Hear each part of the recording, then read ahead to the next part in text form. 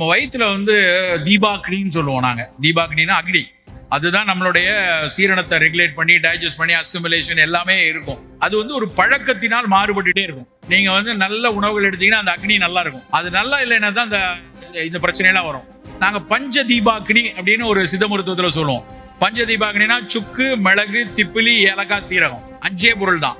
வீட்லயே ப்ரிப்பேர் பண்ணிக்கலாம். சுக்கு, மிளகு, திப்பிலி, ஏலக்காய், சீரகம் ஒவ்வொன்றும் 50 கிராம் எடுத்து நல்லா வறுத்து பொடி பண்ணி வச்சுட்டு ஈக்குவலா 550னா 250 கிராம் இன்னொரு 250 கிராம் நாட்டு வெல்லம் கலந்து ரெண்டையும் கலந்து வச்சுட்டு ஒரு அரை தேக்கரண்டி எடுத்தாங்கன்னா பசியும் நல்லா இருக்கும், உள்ள டைஜஸ்டபிலிட்டியும் நல்லா இருக்கும்.